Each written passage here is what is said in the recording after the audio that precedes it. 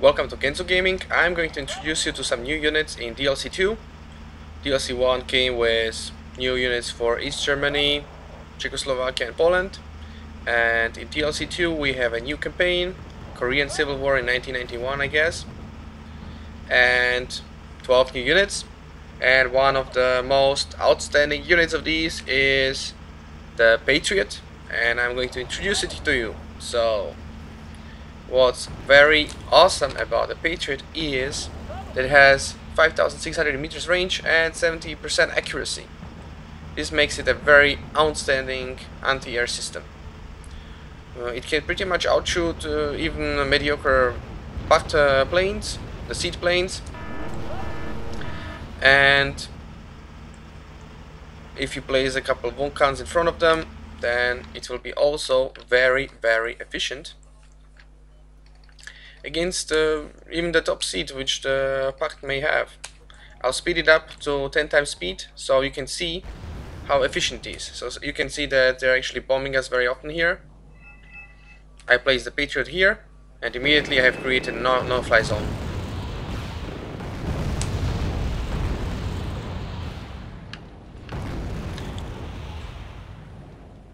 The Patriot does have also its disadvantages.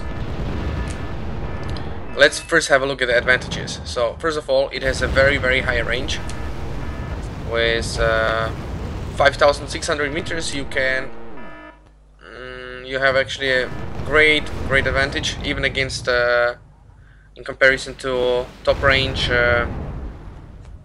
anti-air. Book 1 or Hawk Pip 3 have only 4,500 range, so it's a very big difference, and 70% accuracy is also amazing. This means that with a group of even 2 Patriots you might have probably about a 50% chance of shooting down the plane if it's not a high ECM plane. But I prefer to make sure that actually I can take it down, which is why I usually use 4 of them. You get only 2 per card, so that's a disadvantage. And another disadvantage is that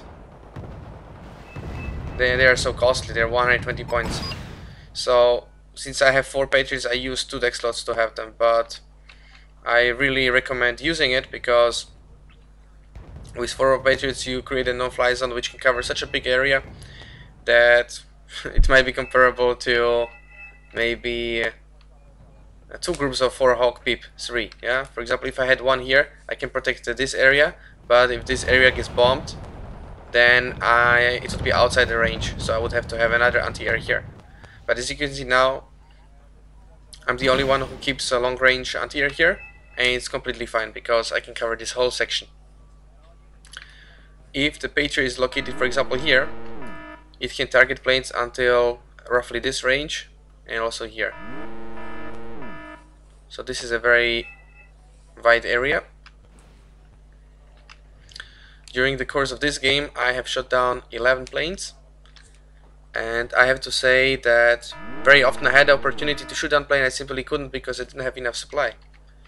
Because this is my first game with the Patriot, and I'm actually used to bringing supplies together with my anti-air units, bringing a little bit supplies, and I was not counting how much supplies the Patriots use up, but it is more than, let's say, Book 1 or Hawk Pip 3.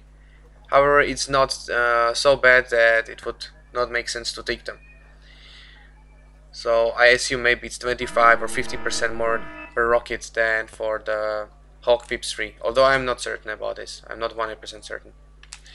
So even when I bring anti-air units, even when I bring the supply units here, then they get used up much more. But I think the main reason is not that it uses up more supply per rocket, but it's simply the reason that it covers such a wide area that you can shoot down from 2 lanes, planes from 2 planes, which means that they simply get the chance to destroy planes much more often. And this fact alone is already increasing their consumption. As you can see, I'm not using any Vulcans to protect myself. because in this particular game I'm keeping quite large distance from the front line. You can see the front line is here, and if some kind of thing like MiG-25 seat would try to kill me, it would probably want to turn here, and then it would be taken down by the Stingers or some other, maybe Fliegerfaust. So I don't even have this danger, which is why I can play like this. Then again, of course, it's still recommended that you will be using Vulcans, and after the first game I was doing that. The main reason why I don't have Vulcans here is that this is a one-on-one game, so there is not much income. And when I was playing this, my priority was to keep them supplied instead of keeping Vulcans there.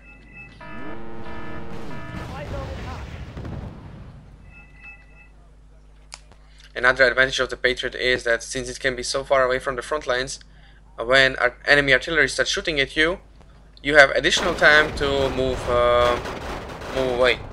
Obviously you'll be moving away after each shot, but the time you have to escape is much better, because the shell has to travel further, and on top of that it's a wheeled anti-air, which means it has the additional benefits of being more mobile. Now I'm going to show this for a little bit longer so you can see how easy it's for the Patriots to shoot down enemy planes. And one more advantage which I have found out is that if you keep the Patriot close to the front lines, you can also play in a pretty safe way. You're still not going to lose it because, well, you will not put it right at the edge, but for example if you have this city taken over and you put it here, it's still quite safe if they don't know that it's there. But these planes which are attacking here, they have now the additional protection of the Patriot, and this is why the efficiency of your planes will be additionally increased. You will have a greater survivability because they will not be able to send their air superiority fighters against you. Well, they could theoretically try to do it, but those would be also suicide missions, since they could only fly once.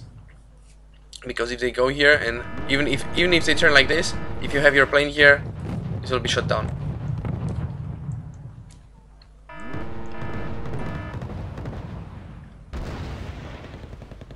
Depending on what kind of game you play, it might be more useful or less useful. So if you play some conquest games, maybe there you don't have the opportunity to buy 4 Patriots, you simply cannot afford this.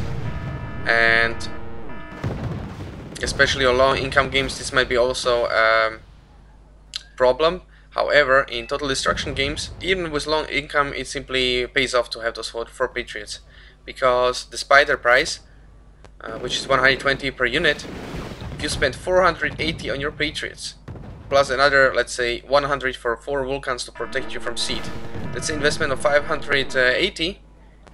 However, this money is definitely going to come back, because just in this game, where half the time they were not supplied, I took down 11 planes. That alone is about 1,100 points. If we assume that some planes are less than 100, others are more than 100 points. In my second game, which I played with the Patriots, I had also 4. I kept it resupplied all the time. It was a normal income game. There I have destroyed 16 planes. So there is absolutely no reason why you should not be taking the Patriots if you're playing for the US or a mixed deck. Well, I assume no one is playing mixed decks nowadays. I definitely don't, because 50 activation points which you get in this mixed deck is simply not enough compared to 55 for the coalition or 60 for national decks. As you can see, we are attacking here, and we don't have to be worried about the air superiority fighters, because by now they have somehow understood the power of the Patriots. This game was played on the same day when the Patriots have been released, so no one had an idea how efficient they're going to be. Well, you could predict, but no one could imagine it will be so awesome. of course, it's not awesome for the back players. In the forums, there is currently a huge uproar. A lot of people are claiming the Patriots are very OP, and I agree with them. They really are extremely OP. Because if you compare them to, let's say, Hawkpeep, or for example, Wargame 1, which have 4500 range, then the 5700 range is simply so much greater than anything else that it simply cannot be even compared to the other systems. And that's why a lot of people are against the Patriots. And of course, there are also players who are saying, well, give it more time, let's see how it will work out, and so on.